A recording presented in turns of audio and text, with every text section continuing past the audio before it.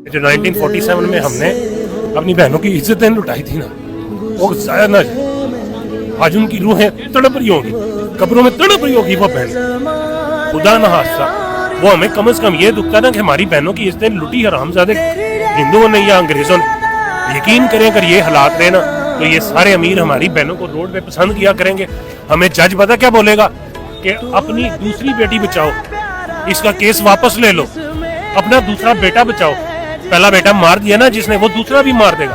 हमारी कोर्टों में ऐसे हो रहा है। कैवेलरी में एक ऐसा नहीं हुआ था कि एक बेटे ने अपनी बहन के लिए लड़ा, उसको मार दिया गया, कोई सबूत नहीं मिला। आखिरकार उस एक गार्ड की कमीज मिली जिसके ऊपर ब्लड लगा हुआ, फिर फंस गया। फिर उसकी माँ ने कहा था जज साहब को कि जज साहब मेरी बेटी जवान घर में बैठी हुई है, अगर मैंने यहाँ पे खड़ी ली ना वो उसको ले जाएंगे, और वो मुझे कह रहे हैं कि तेरे घर से नंगी करके लेके जाएंगे अपने घर तक। वो माँ ने कहा था कि अगर मेरी बेटी की जमानत दे सकते हो ना और मेरी सारी उम्र की जमानत दे सकते हो तो मेरा केस आगे लेके चलो।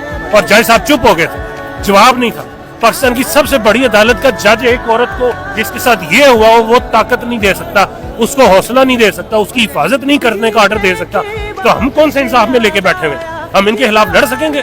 ये हमजा शहबाज दूसरे तीसरे, हमें नहीं याद कि इस मुल्क में कैसे मुकाबले होते। मैं छोटा सा था, सुनते थे आबिद बॉक्सर और फलां फलां मुकाबला किया, बंदा गायब। आज वो नहीं है, इस बंदे की वजह से। इसलिए थोड़ी कि हमारे पास टेक्नोलॉजी आ गई है, इसलिए थोड़ी कि हमारे पास आईफोन आ गया 2-2 लाख रुपए का, इसलिए कुछ नहीं हुआ। ये सारा कुछ वही है। सिर्फ इस बंदे ने इतनी समझ दे दी है कि जो गलत करेगा उसको बोलो, कम से कम बोलो।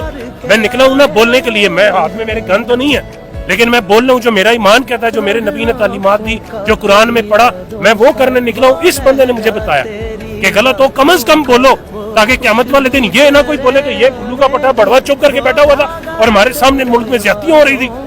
मैं तो कह सकूंगा ना, मेरी ये रिकॉर्डिंग आज भी आप दोगे, आप उस दिन भी गवाही दोगे कि मैंने इस बंदे को वहां पे देखा था और ये खड़ा था।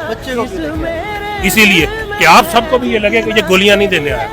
ये भी तो हो सकता था कि मैं बड़े आराम से आता, आराम से बैठता, जिधर रश होता मैं थोड़ा सा दूर रहता और जाता, सेल्फी लेता और लगा देता जी मैं खड़ा था। सबसे अपनी मेरी जिंदगी की सबसे कीमती चीज ये मेरा बेटा है, इसको मैंने आगे बिठाया हुआ इसी रास्ते के ऊपर, जिधर से खुदा ना कोई आएगा तो यहाँ से चल के जाएगा। इससे बड़ी हमें क्या है?